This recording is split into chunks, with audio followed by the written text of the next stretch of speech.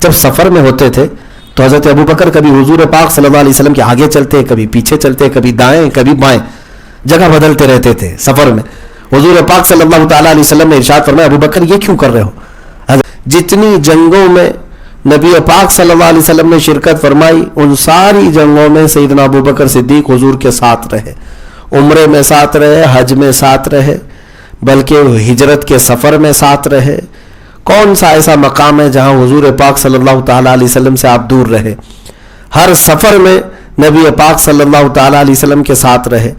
غزوہ بدر میں، غزوہ احد میں، غزوہ خندق میں، غزوہ حنین میں، غزوہ تبوک میں، یہ سب غزوات میں سیدنا ابو بکر صدیق ساتھ ہیں.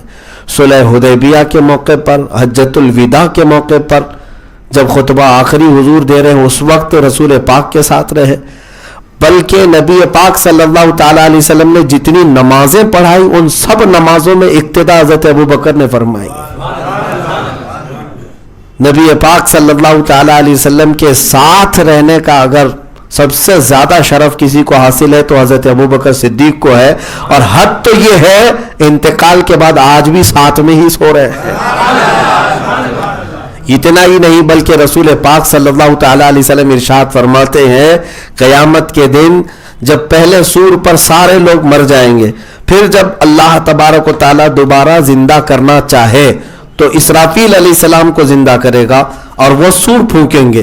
تو پھر کائنات میں جب لوگوں کا زندہ ہونے کا وقت آئے گا نبی پاک صلی اللہ علیہ وسلم ارشاد فرماتے ہیں سب سے پہلے میں اپنی قبر سے اٹھوں گا. حضور پاک فرماتے ہیں سب سے پہلے میں اپنی قبر سے اٹھوں گا، پھر ابو بکر اور پھر عمر. اور حضور پاک صلی اللہ تعالیٰ علیہ وسلم کس انداز میں میدان محشر میں آئیں گے؟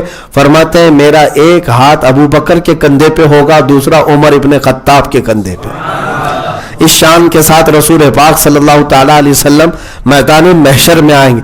اب اندازہ کریں وہ اس وقت بھی نبی پاک صلی اللہ تعالیٰ علیہ وسلم قیامت کے دن بھی ابو بکر و عمر رضی اللہ عنہما کے ساتھ ساتھ آئیں گے. تو پھر یہاں پر مقامات اور مراتب کو جو لوگ تول رہے ہیں ان کا نمبر ان کا نمبر ان لوگوں کی مت ماری گئی ہے.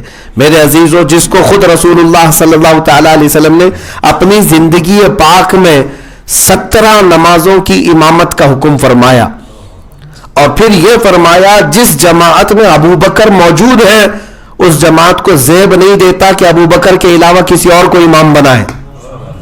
ہاں یہ حدیث پاک ہے. اس جماعت کو یہ زیب نہیں دیتا کہ کوئی اور وہاں پر امام بنے. اللہ کے حبیب صلی اللہ تعالیٰ علیہ وسلم کی حیات میں اگر کسی نے امامت کی ہے نمازوں کی مسجد نبوی شریف میں تو سوائے حضرت ابو بکر کے کسی نے نہیں کی. خود رسول پاک صلی اللہ تعالیٰ علیہ وسلم نے آخری وقت جب آپ صلی اللہ تعالیٰ علیہ وسلم کی ظاہری زندگی کا تھا 17 نمازوں کی امامت حضرت ابو بکر صدیق نے فرمائی. اس میں ایک خفیہ نکتہ بھی یہ ہے کہ جس کو رسول اللہ صلی اللہ علیہ وسلم نے اپنے عزیز صحابہ کی نمازوں کی امامت کے لیے پسند فرمایا یقیناً وہی حضور کی وفات کے بعد ساری دنیاوی معاملات اور ساری جنگوں کا بھی امام اور خلیفہ رسول ہونے کے بالکل حق پر تھا اور ہو بھی گئے. اللہ کی منشا کے مطابق یہ خلفاء کی ترتیب پائی ہے. اللہ تبارک و تعالیٰ کی مرضی سے یہ ساری چیزیں ہوئی. بہرحال آج مجھے بہت ساری دیگر معاملات پر گفتگو نہیں کرنی ہے، تھوڑا سا وقت ہے. ہم برکت کے لیے آج کی اس محفل میں بیٹھے ہیں کہ سیدنا ابو بکر صدیق رضی اللہ تعالیٰ عنہ کی بارگاہ میں خراج عقیدت پیش کریں. ایمان ہو تو ایسا ایمان ہو کہ حضرت ابو بکر صدیق رضی اللہ تعالیٰ عنہ اپنی ہر چیز سے زیادہ اگر کسی چیز کو عزیز رکھتے تو حضور کی رضا. کسی نے آپ سے پوچھا کہ دنیاوی چیزوں میں آپ کو کون سی چیز پسند ہے؟ دیکھیں ایک دینی معاملات ہے، دینی چیزوں میں اور دنیاوی چیزوں میں اگر آپ سے پوچھا جائے تو ہو سکتا ہے آپ دینی معاملات میں یہ کہیں گے کہ قرآن پڑھنا ہے، عبادت کرنا ہے، حج کرنا ہے. اور دنیاوی جو بہت سارے امور ہیں ان معاملات میں آپ ہو سکتا ہے اپنی پسند میں کہیں کہ میں فلاں گوشت کھانا پسند کرتا ہوں، فلاں ڈش اچھی لگتی ہے، فلاں لباس اچھا لگتا ہے دنیاوی امور میں. حضرت ابو بکر صدیق رضی اللہ تعالیٰ عنہ سے پوچھا گیا دنیاوی معاملات میں آپ کو سب سے زیادہ پسندیدہ چیز کیا ہے؟ حالانکہ اگر آپ کی پسند میں بتاؤں تو وہ دنیا ہو ہی نہیں سکتی. حضرت ابو بکر صدیق کہتے ہیں، فرماتے ہیں، سب سے پہلی چیز النظرۃ الی وجہ رسول اللہ. کہتے ہیں دنیاوی معاملات میں اگر مجھ سے پوچھتے ہو تو سب سے زیادہ پسندیدہ چیز مجھے رسول اللہ کے چہرے کی طرف ہر وقت دیکھتے رہنا، حضور کے چہرے کو دیکھتے رہنا، یہ میرا پہلا پسندیدہ عمل ہے. پھر پوچھا گیا دوسرا عمل اور کیا ہے دنیا میں آپ کو پسند؟ کہتے ہیں وَأَن يَكُونَ ابْنَتِي تَحْتَ زَوْجِ رسول اللہ. کہتے ہیں میری دوسری اگر پسند پوچھو گے تو میری پسندیدہ چیز دنیاوی اعتبار سے یہ ہے کہ میری بیٹی رسول اللہ کے نکاح میں رہے. یعنی گھوم پھر کر کے اگر آپ آئیں گے ان کی پسندیدہ چیزوں کا محور ذات رسول ہی پائیں گے، اس کے علاوہ کچھ نہیں. یعنی ان کا دین بھی وہی ہے، ان کی دنیا بھی وہی ہے. عزیزان گرامی وقار، اعلیٰ حضرت فاضل بریلوی رضی اللہ تعالیٰ عنہ نے اسی لیے اشعار میں یوں کہا تھا اللہ کی سرتاب قدم شان ہے یہ صدیق اکبر کا ہی ایمان ہے. انسان ہی انسان وہ انسان ہے، یہ رسول پاک کی بارگاہ میں عرض کر رہے ہیں فاضل بریلوی. قرآن تو ایمان بتاتا ہے انہیں، اور ایمان یہ کہتا ہے میری جان ہے یہ. اور یہ حضرت ابو بکر صدیق رضی اللہ تعالیٰ عنہ نے اپنے عمل سے بتایا ہے، اپنی پوری زندگی سے بتایا ہے. بمصطفیٰ برساں خیش کے دی ہما اوست. ڈاکٹر اقبال نے جو کہا ہے نا کہ اپنے آپ کو رسول اللہ کے قدموں تک پہنچا دو، یہی دین ہے، یہی دین ہے. حضور تک پہنچ جاؤ. حضور تک پہنچنے کا مطلب کیا ہے؟ نبی پاک صلی اللہ تعالیٰ علیہ وسلم کے اقتداء اور ان کے اتباع، ان کے نقوش قدم تک پہنچ جاؤ، یہی دین ہے. جہاں تم پالو گے نبی پاک صلی اللہ تعالیٰ علیہ وسلم کے نقوش پاک کو، سمجھ لو دین پر تم آ گئے. اور ان کو چھوڑ کر کے دین کا راستہ ڈھونڈنے کی کوشش کرو گے تو پھر وہی حال ہے گوگل میپ کی طرح سے، کبھی ادھر کبھی ادھر لگ گیا تو ٹھیک ہے، نہیں تو بھٹکتے رہ جائیں گے. میرے عزیزو، نبی پاک صلی اللہ تعالیٰ علیہ وسلم کو چھوڑ کر کے اگر کوئی سمجھتا ہے کہ دین ہے تو وہ شخص گمراہ ہے، گمراہ ہے، بلکہ خارج اسلام ہے. نبی پاک صلی اللہ تعالیٰ علیہ وسلم کے علاوہ دین ہی نہیں ہے. اب میں حضرت ابو بکر صدیق رضی اللہ تعالیٰ عنہ کی زندگی پاک کی کچھ وہ باتیں عرض کروں جو عشق رسول میں ڈوبی ہوئی ہیں، محبت رسول میں بھری ہوئی ہیں. جب ہجرت کی رات تھی، اللہ کے نبی صلی اللہ تعالیٰ علیہ وسلم کو حکم ہوا تھا ہجرت کا رات کے وقت میں. اور واقعہ تفصیل سے ہے، جب کفار مکہ ہر ایک خاندان سے ایک ایک آدمی تلواریں لے کر کھڑا تھا حضور کے گھر کے اطراف کہ آج رات حضور کا قتل کرنا ہے، اس میں ہر خاندان والا شریک تھا. رات کا کافی پہر گزر جانے کے بعد ان کا پلان یہ تھا کہ گھر کے اندر داخل ہو کر ہم قتل کریں گے. اللہ تعالیٰ نے اپنے محبوب صلی اللہ تعالیٰ علیہ وسلم کو اسی رات حکم فرما دیا کہ آپ ہجرت فرما کر مدینہ تشریف لے جائیں. اور حضرت علی کرم اللہ وجہ الکریم کو حضور پاک صلی اللہ تعالیٰ علیہ وسلم نے اپنے بستر پر آرام کرنے کا حکم دیا اور انہی کافروں کے درمیان سے نکل کر چلے گئے، کسی کافر کو نظر نہیں آئے. یہ صاف حدیثوں میں موجود ہے. وہ کھڑے رہ گئے، نبی پاک صلی اللہ تعالیٰ علیہ وسلم وہاں سے نکلے. اب پورا واقعہ نہیں، جس واقعے کو چھیڑنے کا مقصد یہ تھا آپ کے سامنے کہ سیدھے رسول پاک صلی اللہ تعالیٰ علیہ وسلم ہجرت کے لیے مدینے کا راستہ اختیار فرمانے کی بجائے ابو بکر صدیق کے مکان میں آئے، ان کے گھر آئے. اور رات کے وقت جب حضور پاک صلی اللہ تعالیٰ علیہ وسلم حضرت ابو بکر کے گھر آئے تو دیکھا دروازہ کھلا ہی ہے، اور اندر داخل ہوئے سلام کیا تو دیکھا ابو بکر صدیق جاگ بھی رہے، یا آدھی رات گزر چکی تھی. تو جیسے رسول کریم صلی اللہ تعالیٰ علیہ وسلم گھر میں اندر داخل ہوئے، حضرت ابو بکر صدیق اچھل کر کھڑے ہو گئے اور سیدھے کہا یا رسول اللہ کیا ہجرت کا حکم آ چکا ہے؟ تو رسول پاک صلی اللہ تعالیٰ علیہ وسلم نے ارشاد فرمایا ابو بکر تم اس بات کا کیسے کہہ سکتے ہو؟ حضرت ابو بکر نے کہا یا رسول اللہ صلی اللہ تعالیٰ علیہ وسلم کچھ دنوں پہلے آپ نے ارشاد فرمایا تھا کہ ایک رات آئے گی جب اللہ تعالیٰ مجھے ہجرت کا حکم فرمائے گا اور میں مکہ چھوڑ کر مدینے کی طرف رخصت ہو جاؤں گا اور میں نے عرض کیا تھا یا رسول اللہ صلی اللہ علیہ وسلم اس وقت آپ اپنے ساتھ کس کو لیں گے؟ آپ نے ارشاد فرمایا تھا ابو بکر تم میرے ساتھ سفر میں رہو گے۔ یا رسول اللہ صلی اللہ علیہ وسلم اس دن سے لے کر آج تک نہ رات میں نے دروازہ بند کیا ہے، نہ رات میں نے کبھی آرام کیا ہے، اس انتظار میں کہ میرے آقا تشریف لائیں گے اور ہجرت کا سفر ہوگا اور میں ساتھ چلوں گا۔ سنا ہے آپ ہر عاشق کے گھر تشریف لاتے ہیں، یا رسول اللہ میرے گھر میں بھی ہو جائے چراغاں یا رسول اللہ۔ عزیزان گرامی، یہ ہے محبت مصطفیٰ جو صدیق اکبر رضی اللہ تعالیٰ عنہ کی زندگی پاک سے جھلکتی ہے۔ آپ کو پتہ ہے انہوں نے اپنی ہر چیز کو وار دیا نبی پاک کی زندگی پر۔ جب آپ ہجرت کے لیے جا رہے تھے حضرت ابو بکر صدیق کے گھر میں ان کی اولاد بھی تھی، ان کے بیٹے ہیں، بیٹیاں ہیں، ان کے بوڑھے باپ ابو قحافہ بھی تھے جن کی آنکھیں جا چکی تھی، ماں تھی، حضرت ابو بکر صدیق کی بیوی تھی۔ ان میں سے کسی ایک کو بھی آپ نے توجہ نہیں فرمایا، بس رسول اللہ کے ساتھ چلنا ہے، چل پڑے۔ اور جب نکل کر کے حضرت ابو بکر صدیق رضی اللہ تعالیٰ عنہ مدینہ طیبہ تشریف لا رہے تھے، اللہ اکبر، یہ پورا ہجرت کا سفر عشق میں ڈوبا ہوا ایک سفر ہے۔ کاش ہر مسلمان اس سفر کی ہر باریکی کو پڑھ لے، ہر تفصیل کو پڑھ لے، مزہ آ جائے اور اس کے ایمان میں اضافہ ہو۔ سفر ہو رسول اللہ کے ساتھ اور صدیق اکبر جیسا ساتھی ہو، کہاں کہاں ادب میں دکھاؤں اور کہاں کہاں محبت کے جلوے دکھاؤں۔ جب رسول پاک صلی اللہ تعالیٰ علیہ وسلم نے حکم فرمایا کہ سیدھے جو مدینے کا راستہ ہے اس راستے کو اختیار نہیں کرتے، یہ حضرت ابو بکر صدیق کا ہی مشورہ تھا۔ کہا کہ یا رسول اللہ صلی اللہ علیہ وسلم کفار کو جب معلوم ہوگا تو کہ ہمارے پیچھے لوگوں کو دوڑا دیں گے، تو اسی راستے پر ہی آ جائیں گے جو مدینے چلتا ہے، ہم اس کے اپوزٹ کوئی راستہ لے لیتے، اس کے برعکس، اور گھوم کر کے مدینے کے راستے کی طرف آئیں گے۔ تو اللہ کے نبی صلی اللہ علیہ وسلم نے صدیق اکبر کے اس مشورے کو پسند فرمایا، پھر جو مدینے جاتا تھا راستہ اس کو چھوڑ کر اس کے اپوزٹ راستہ لیا، اپوزٹ راستہ، اور اسی راستے پر چلتے ہوئے جو غار ثور آتا ہے۔ غار ثور یہ مدینے کے راستے پر نہیں ہے، آج بھی جا کر دیکھیں گے مدینے کا راستہ الگ ہے، غار ثور الگ ہے۔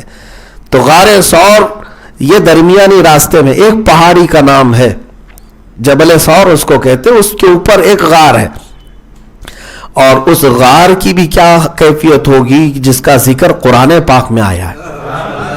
اس غار کا ذکر قرآن پاک میں ہے 10ویں پارے سورہ توبہ میں۔ تو یہ جبل ثور، پہاڑ، ثور کا پہاڑ، یہاں پر پہنچے تو حضرت ابو بکر صدیق نے عرض کیا راستہ لمبا ہے، ہم یہاں پر تھوڑا وقفہ لے لیتے ہیں تاکہ ان کی تلاش اور جستجو کم ہو جائے، ڈھونڈنا ڈھانڈنا ان کا جو کم ہو جائے تو پھر ہم آگے کا سفر کریں گے۔ رسول پاک صلی اللہ تعالیٰ علیہ وسلم نے ارشاد فرمایا ٹھیک ہے۔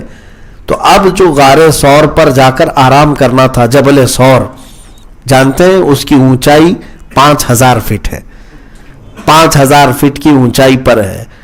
بہت کافی سال قبل حج کے سفر میں اوپر گیا تھا، اور ہماری اس عمر میں جا کر آنے کے بعد 8 دن تک پیر، ران اور پٹھے خوب درد کرتے رہتے ہیں، اتنی اونچائی پر ہے، بلندی پر ہے، وقفہ لے کر کے چڑھنا۔ ہاتھ میں 2 بوتلیں تھی، اس میں ایک تو ہم نے پھینک دیا، وہ بھی وزن لگ رہی تھی، 2-4 سیب تھے وہ بھی چھوڑ دیے کہ وہ بھی وزن لگ رہی ہیں۔ وہاں پر چڑھنے والوں کی حالت یہ رہتی ہے، فجر کی نماز کے وقت چڑھتے ہیں، کافی وقت کے بعد اوپر پہنچتے ہیں، کئی لوگوں کو چکر آتے ہیں، کئی لوگوں کو الٹیاں ہوتی ہیں۔ بہرحال سفر تو وہ چڑھائی کا بڑا کٹھن ہے اور پراپر کوئی راستہ نہیں ہے۔ ان ظالم سعودیوں نے کبھی ایسے مقامات کے لیے کوئی خاص راستہ نہیں بنایا، ورنہ ان کے جوئے کا اڈا ہوتا تو سمندر میں بھی راستہ بناتے۔ ان کو عیاشی کرنا ہوتا، ہاں جہاں سے دجال نکلنے والا ہے وہاں پر یہ بادشاہ نے محل بنا رکھا ہے، مقام جرف پر جا کر دیکھ سکتے ہیں، لیکن یہ رسول اللہ صلی اللہ علیہ وسلم سے ریلیٹڈ چیزیں ہیں، ان کے ایمان میں تو ہے ہی نہیں۔ ان کا سارا ایمان، ان کا سارا دار و مدار اسرائیل پر ہے، یہودیوں کے ساتھ ہے۔ بہرحال میں بات یہ عرض کر رہا ہوں کہ اتنی اونچائی پر یہ غار موجود ہے۔ جب حضرت ابو بکر صدیق حضور پاک صلی اللہ تعالیٰ علیہ وسلم کے ساتھ سفر میں تھے، چڑھائی شروع کیا، اوپر جا کر غار میں آرام کرنا تھا، سب سے اونچی چوٹی پر۔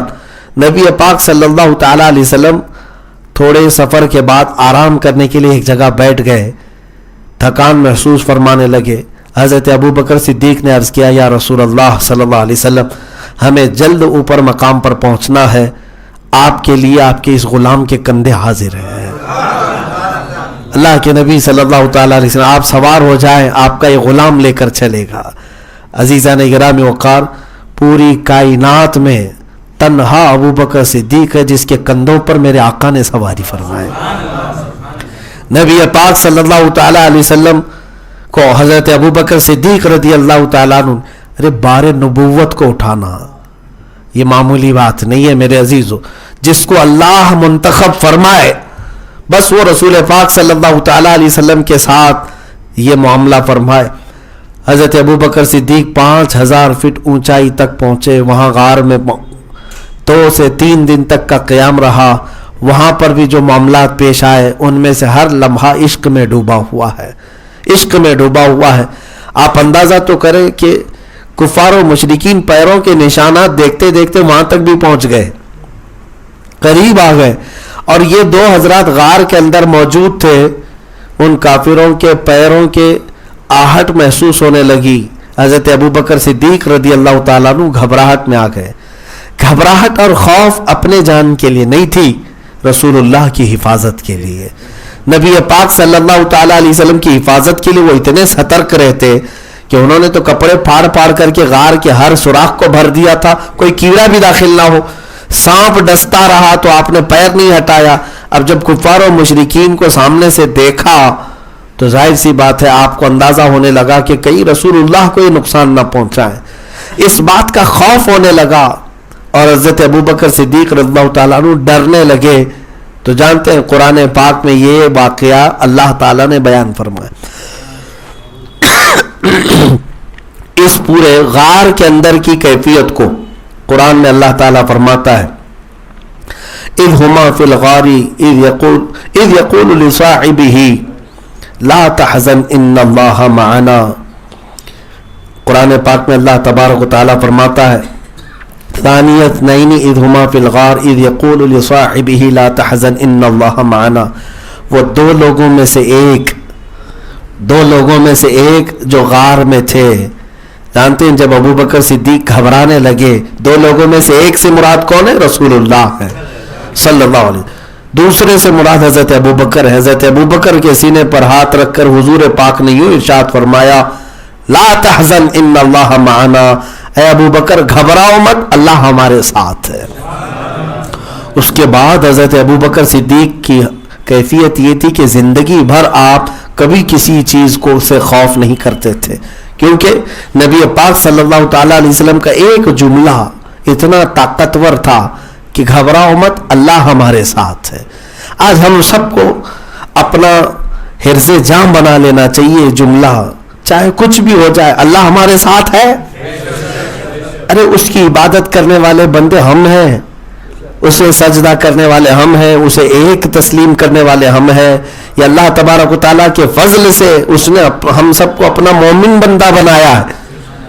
تو رب تبارک و تعالیٰ کا وعدہ ہے کہ مومنین کے ساتھ اللہ تعالیٰ مدد فرمائے گا اور مدد نازل کرے گا. تو جب ہمیں یہ سارے یقین ہے تو خوف کس بات کا, ڈر کس بات, اور جو ہوگا بھی تو وہ اللہ تعالیٰ کی مرضی سے ہی ہوگا, اللہ کی مرضی سے ہی ہوگا. اگر کہیں ہمارے ساتھ کچھ معاملہ ہوتا ہے تو میرے عزیزوں اس میں اللہ تعالیٰ کی ضرور کوئی حکمت اور کوئی مصلحت ہوگی.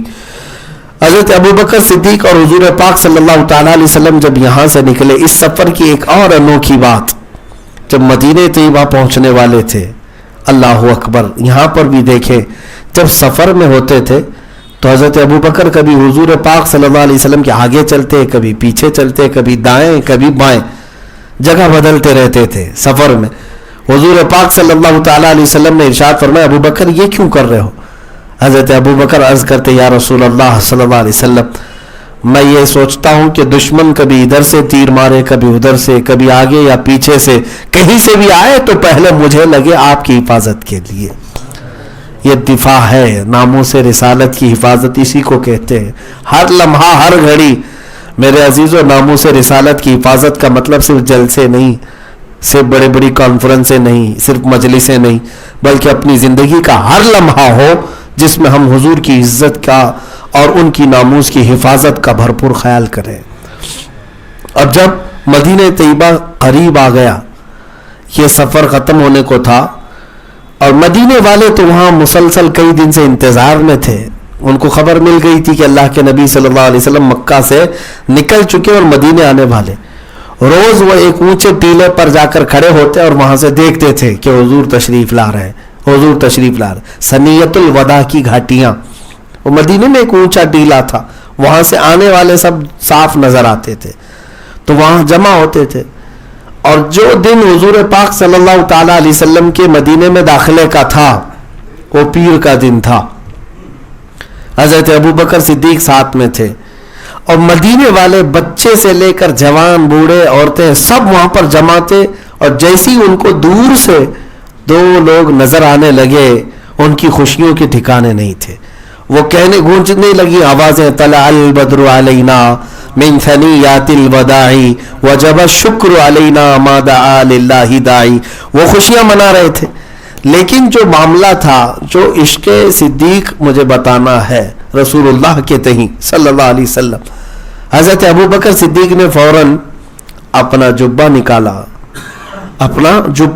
ابھی دور تھے، اور اپنا جبہ نکال کر کے حضور پاک صلی اللہ تعالی علیہ وسلم کے سر کے اوپر سایہ کرنے لگے، حالانکہ پورے سفر میں نہیں، اور اس کو ایک جھنڈا بنا کر حضور اکرم صلی اللہ تعالی علیہ وسلم کے اوپر سایہ کرنے لگے۔ میرے عزیزو، عشق بھی دیکھو، ادب بھی دیکھو۔ نبی پاک صلی اللہ تعالی علیہ وسلم نے ان سے ارشاد فرمایا، ابو بکر یہ کیوں کر رہے ہو؟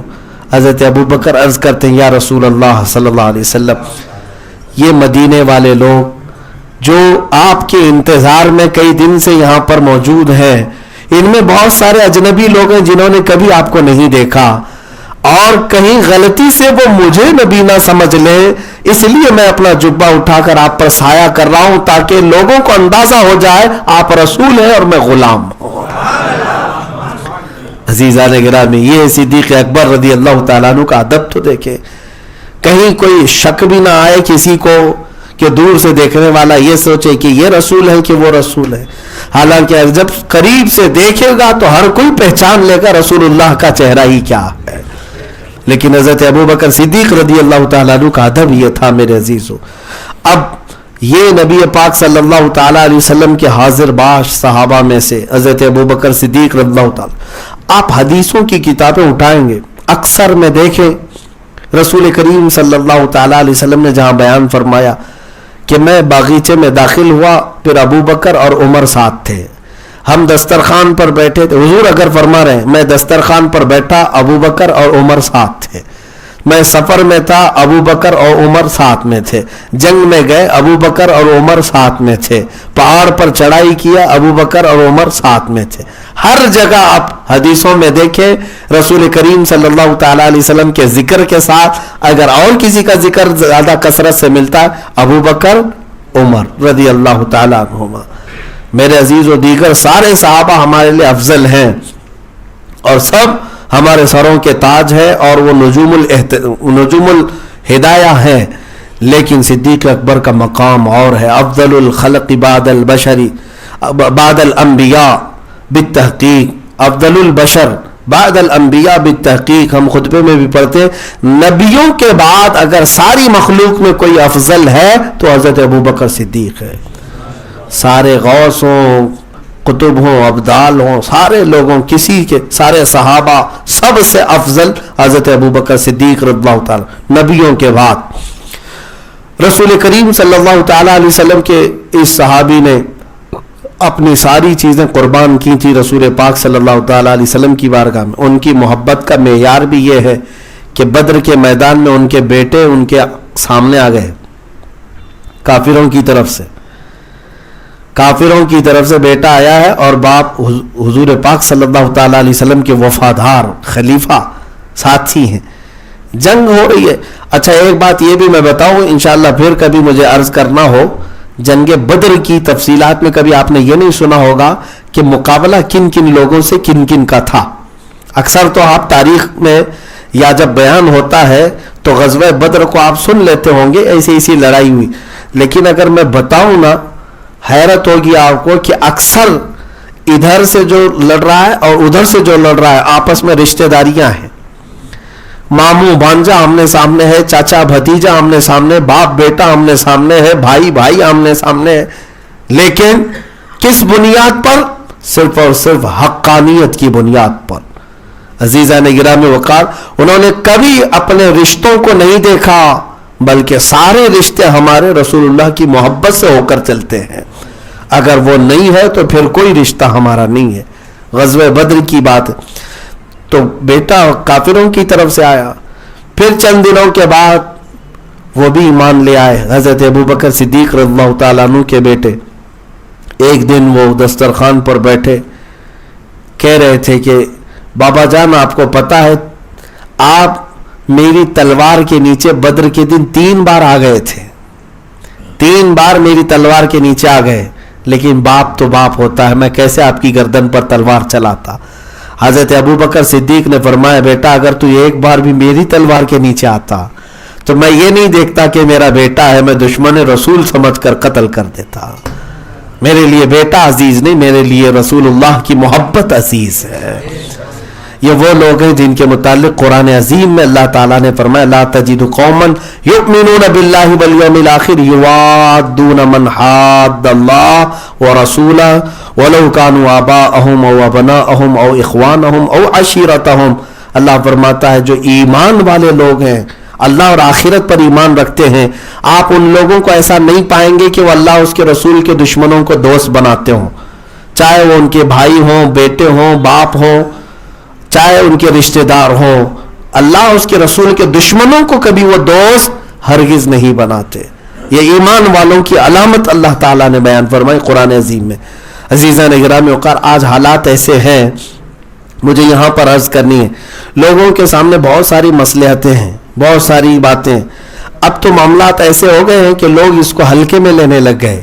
میرے عزیزو، جس سے حضور صلی اللہ تعالیٰ علیہ وسلم کی ادنا سی گستاخی ہو گئی، سرزد ہو گئی، اس کا ایمان چلا گیا، اس کا ایمان ختم ہو گیا ہے۔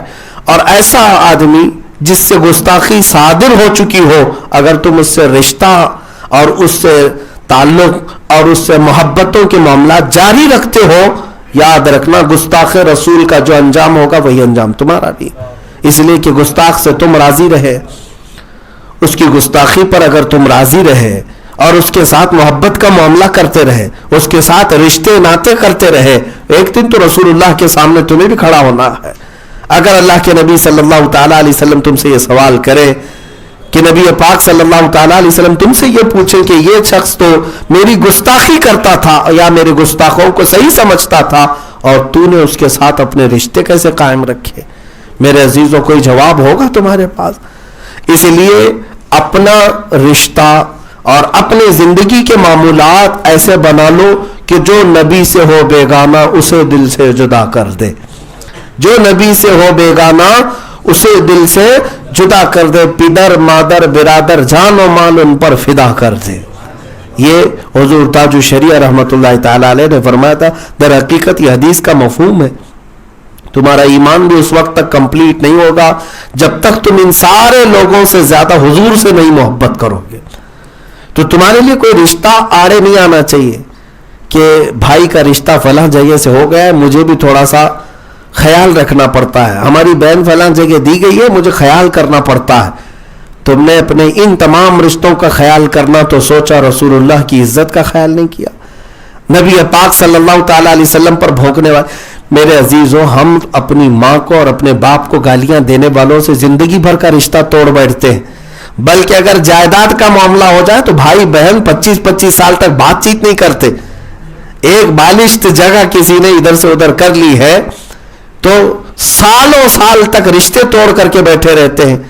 لیکن آپ اندازہ تو کریں، یہاں پر جائیداد کے لیے، وراثت کے لیے تعلق ختم کرنے والے لوگ، پراپرٹی کے لیے ہمیشہ کے لیے قطع تعلق کرنے والے لوگ، یا پھر ایک بار گالی گلوچ کی وجہ سے کئی سالوں تک بات بند کرنے والے لوگ، ان سے جب ہم پوچھتے ہیں تم گستاخان رسول کے ساتھ کیا معاملہ کرتے ہو، کہا یہ تو ان کا معاملہ ہے, ہمارا معاملہ الگ ہے, ہم محبت کرتے ہیں, وہ اگر نہیں محبت کرتے تو ان کے ساتھ ہے. نعوذ باللہ من ذالک. کیا یہی محبت کا تقاضا ہے میرے عزیزو؟ کیا ایمان کا یہ تقاضا ہے؟ حضرت ابوبکر صدیق رضی اللہ تعالیٰ عنہ کا ایمان تو یہ تھا. ایمان اگر آپ کو میں بتاؤں, یہ حدیبیہ کے موقع پر ایک مکہ کے کافروں کی طرف سے قاصد آیا تھا, عروہ بن مسعود ثقفی. وہ جب بات کر رہا تھا حضور پاک صلی اللہ تعالیٰ علیہ وسلم سے, تو حضور کی داڑھی کی طرف سے ہاتھ لگا کر بات کر رہا تھا. یہ عربوں کا دستور تھا, بات کرتے. صدیق اکبر رضی اللہ تعالیٰ نے اس کے ہاتھ کو مار کر جھٹک دیا, کہا نیچے ہاتھ رکھ. اس نے پھر کہا کہ یہ تو کوئی معاملہ نہیں ہے. حضرت ابوبکر صدیق نے کہا خبردار, تو اللہ کے رسول سے بات کر رہا ہے. ہاتھ تک اٹھا کر بات کرنے کو حضرت ابوبکر صدیق گوارا نہیں کرتے تھے. اور اس کے بعد جو جملے حضرت ابوبکر صدیق نے کہے ہیں نا, وہ میں کہوں تو آپ لوگوں کو ایسا لگے گا بہت سخت جملے ہیں. ہاں, حضرت ابوبکر صدیق جلال میں اتنے سخت جملے اس قاصد سے کہے تھے. اتنا ہی نہیں, یہ تو چھوڑو, وہ کافروں کی طرف سے آیا تھا, کافروں کی طرف سے آیا تھا. لیکن آپ کو میں یہ بتاؤں, حدیبیہ کا موقع ایسے امتحان کا تھا صحابہ کے, ایسے امتحان کا کہ رسول کریم صلی اللہ علیہ وسلم مکہ کے کافروں کے ساتھ صلح کر رہے ہیں. کس بات پر؟ 1400 صحابہ عمرہ کے لیے گئے ہیں, احرام پہن کر کے, جانور قربانی کے لیے لے کے گئے. 35 کلومیٹر باقی رہ گیا مکہ, لیکن مکہ والے اندر آنے نہیں دے رہے. مکہ کا راستہ روک کر رکھے اور جنگ کرنے پر تیار ہے.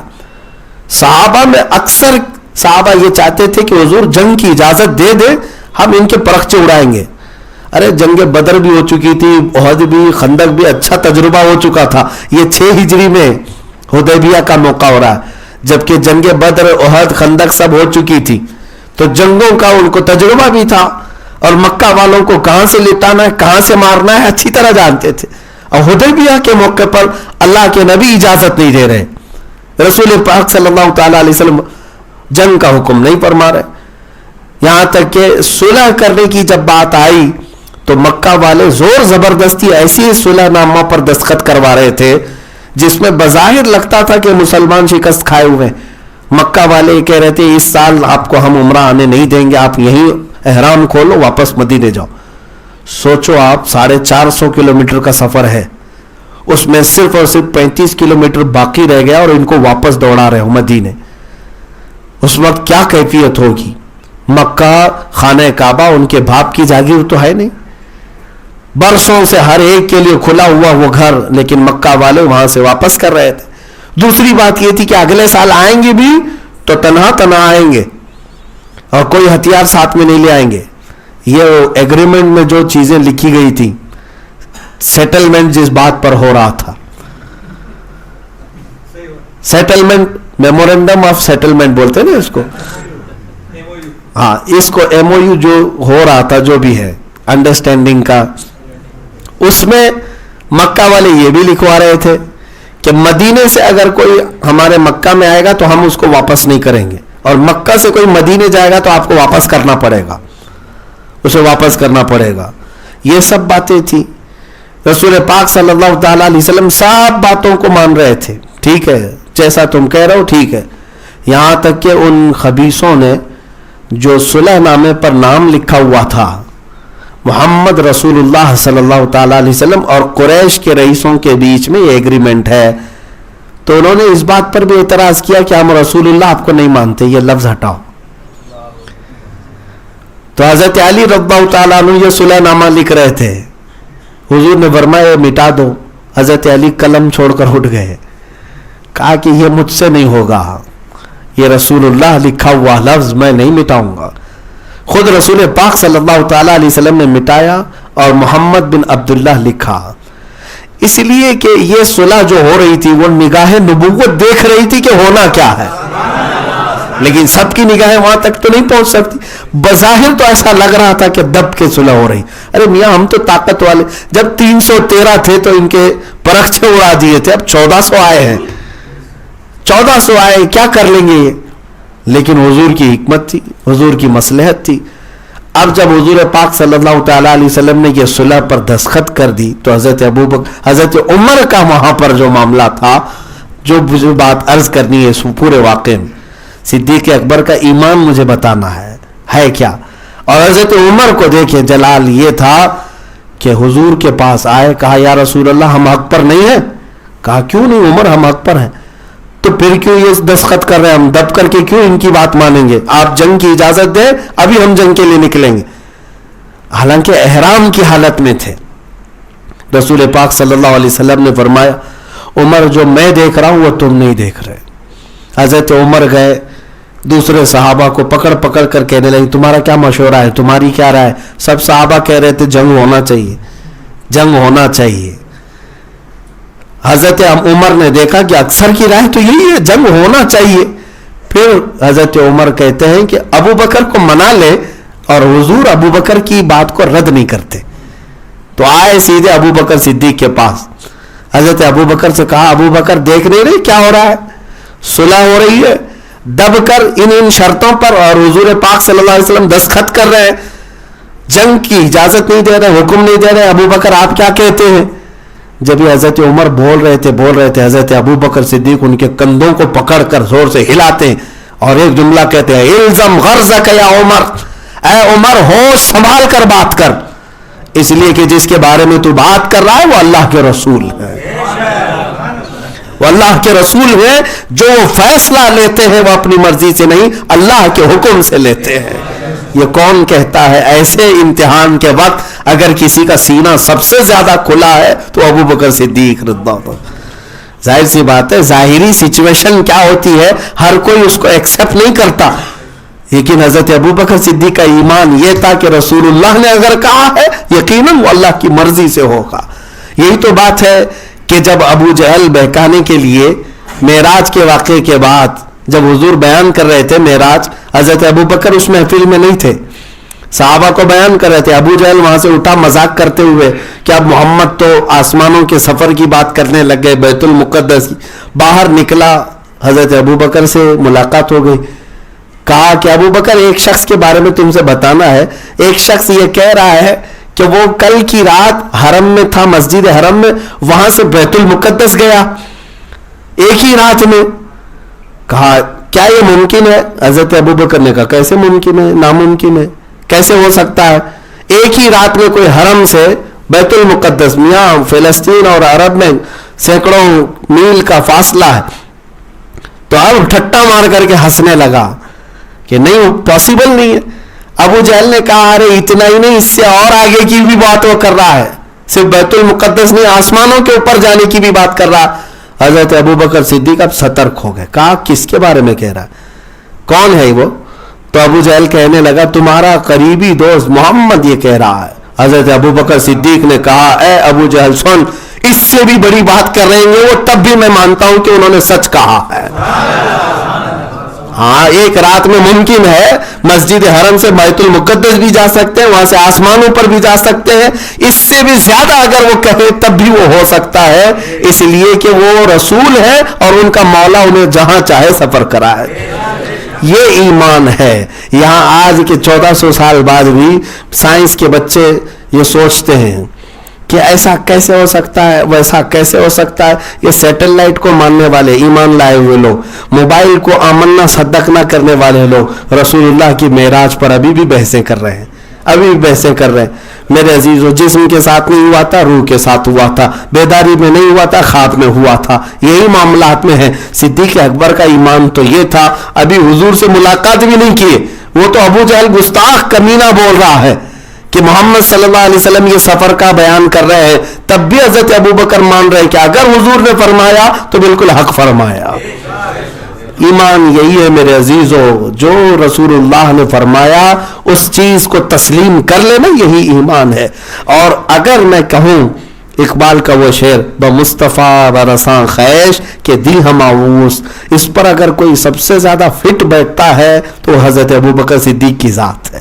یعنی اپنے آپ کو رسول اللہ کے قدموں تک پہنچا دو، یہی دین ہے، یہی دین ہے. تو اس پر میرے عزیز اگر کوئی صادق آتا ہے تو حضرت ابو بکر صدیق، کیونکہ انہوں نے اپنا آپ سب کچھ نچھاور کر دیا تھا حضور کے نام پر. یہ ان کی زندگی پاک کا حضور پاک صلی اللہ تعالیٰ علیہ وسلم سے لگاؤ، عشق اور محبت کی وہ چند جھلکیاں ہیں، لیکن میرے عزیزوں چند زندگی کے ان کے اصول اور ان کے اخلاق کریمانہ میں اگر آپ کو بتاؤں. ایک مرتبہ رسول کریم صلی اللہ تعالیٰ علیہ وسلم اپنی محفل میں بیٹھے ہیں، فجر کی نماز کے بعد کی بات ہے، فجر کی نماز کے بعد کی محفل ہے. رسول کریم یا دن کی محفل ہوگی. اللہ کے نبی صلی اللہ علیہ وسلم صحابہ میں سے بیٹھے ہوئے پوچھتے ہیں کیا میرے صحابہ میں کوئی ایسا ہے جو کسی بیمار کی عیادت کیا ہو آج؟ حضرت ابوبکر صدیق کھڑے ہوئے، کہا یا رسول اللہ میں نے بیمار کی عیادت کی. پھر رسول کریم صلی اللہ تعالیٰ علیہ وسلم نے سوال کیا کیا اس محفل میں آج کوئی ایسا ہے جو کسی غلام کو آزاد کیا ہو؟ پھر ابوبکر صدیق کھڑے ہوئے، کہا یا رسول اللہ میں نے آج ایک غلام کو آزاد کیا. رسول کریم صلی اللہ تعالیٰ علیہ وسلم نے سوال کیا کیا اس محفل میں آج کوئی ایسا ہے جو کسی مسکین کو کھانا کھلاؤ؟ پھر ابوبکر صدیق کھڑے ہوئے، کہا یا رسول اللہ صلی اللہ علیہ وسلم میں نے مسکین کو کھانا کھلایا ہے. کئی نیکیوں کا ذکر حضور کرتے رہے اور ہر نیکی کے ذکر پر صدیق اکبر ہی کھڑے ہوتے رہے کہ یا رسول اللہ میں نے کیا، یا رسول اللہ میں نے کیا.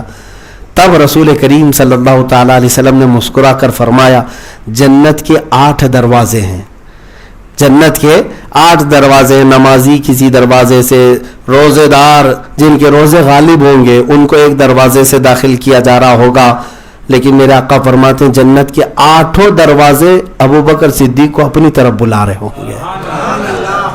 ابوبکر اس دروازے سے جائیں، ابوبکر اس دروازے سے جائیں. جنت کے دروازے جس پر قربان وہ صدیق اکبر کی ذات ہے. عزیزان گرامی وقار جتنا بھی میں بیان کروں وہ کم ہے. آج تو ہم برکت کے لیے ان کی بارگاہ میں خراج عقیدت پیش کرنے کے لیے حاضر آئے تھے. آپ کی ایک زندگی کا اصول یہ بھی میں بتا دوں. حدیث ہے اللہ کے نبی صلی اللہ علیہ وسلم نے فرمایا لا یؤمن احدکم حتی یکون ہواہ تبعا لما جئت بہ. اللہ کے رسول صلی اللہ علیہ وسلم فرماتے ہیں تم میں سے اس وقت تک کوئی مومن نہیں ہو سکتا جب تک کہ اپنی خواہشات کو میرے مرضی کے مطابق نہ کر لے. حضور کی مرضی کے مطابق جب تک تم اپنی خواہشات نہیں کرو گے تب تک تم پورے مومن نہیں ہو. اپنی مرضی نہیں چلانا، اپنی خواہشات نہیں، حضور کی مرضی کیا تھی اس کے مطابق جینا، یہ کمال ایمان ہے. مومن کامل وہی ہے جو حضور کی مرضی کے مطابق یہاں جیتا ہے. ہاں جب وہ عشق کے اعلیٰ مقام پر پہنچتا ہے اور اپنا سب کچھ ادھر وار دیتا ہے تب وہ کہتا ہے دہن میں زبان تمہارے لیے، بدن میں ہے جا تمہارے لیے، ہم آئے یہاں تمہارے لیے، اٹھے بھی وہاں تمہارے لیے. یہ کون کہتا ہے؟ جب حضور کی مرضی کے مطابق سب کچھ کرنے لگتا ہے تب وہ کہتا ہے.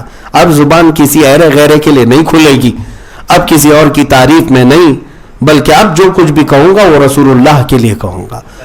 میرے عزیزوں حضرت ابوبکر صدیق رضی اللہ تعالیٰ عنہ نے یہ جو فرمایا، یہ جو حدیث پاک حضور پاک صلی اللہ علیہ وسلم نے فرمایا اس پر عمل دیکھیں. حضرت ابوبکر صدیق کا ایسا ہے وہ اپنی مرضی سے کبھی اپنی خواہشات کے مطابق کبھی جیتے نہیں، بلکہ ایک مرتبہ حضرت عائشہ صدیقہ رضی اللہ تعالیٰ عنہ کے گھر آئے ہیں حضور کی وفات کے بعد. اکثر غم میں رہتے تھے، حضور کی جدائی کو کیسے برداشت کرتے. حضرت عائشہ سے پوچھا اے عائشہ رسول اللہ کا کھانا بتاؤ، حضور پاک صلی اللہ تعالیٰ علیہ وسلم کیسے کھانا کھاتے تھے، کون سی چیزیں دسترخوان پر ہوتی. حضرت عائشہ صدیقہ نے ایک جملے میں یہ فرمایا کہ ابا جان زندگی بھر رسول اللہ صلی اللہ تعالیٰ علیہ وسلم کو میں نے جو دیکھا ایک دسترخوان پر 2 سالن کبھی جمع نہیں ہوئے اور کبھی رسول اللہ صلی اللہ علیہ وسلم نے چھنے ہوئے آٹے کی روٹی نہیں کھائی. اتنا کہا تو حضرت ابوبکر صدیق پھوٹ کر کے رونے لگ گئے.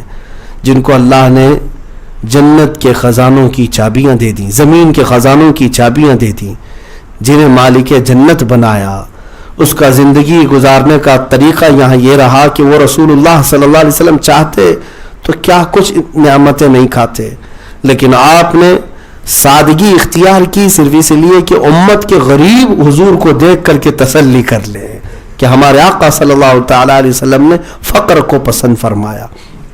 میرے عزیزوں ساتھ ہی حضرت ابوبکر صدیق رضی اللہ تعالیٰ عنہ کی زندگی پاک کا یہ عنصر بھی ملتا ہے. حضرت عمر کہتے ہیں میں مدینہ طیبہ میں بڑے تلاش و جستجو کے بعد ایک گھر نکالا جس میں ایک بوڑھی عورت رہتی تھی, اس کا کوئی کام کاج کرنے والا نہیں تھا, اس کے کوئی وارثین نہیں تھے. تو حضرت عمر کہتے ہیں میں نے سوچ لیا کہ اس کے گھر کا میں کام کروں تو ثواب ملے.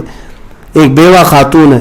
حضرت عمر کہتے ہیں میں فجر کی نماز کے بعد جا کر دیکھا تو اس کے گھر میں کچرا جھاڑا ہوا ہے, سارے سامان دھلے ہوئے ہیں, بستر سب ٹھنگ کا رکھا ہوا ہے, اور وہ خاتون اپنے بستر پر آرام کر رہی ہے.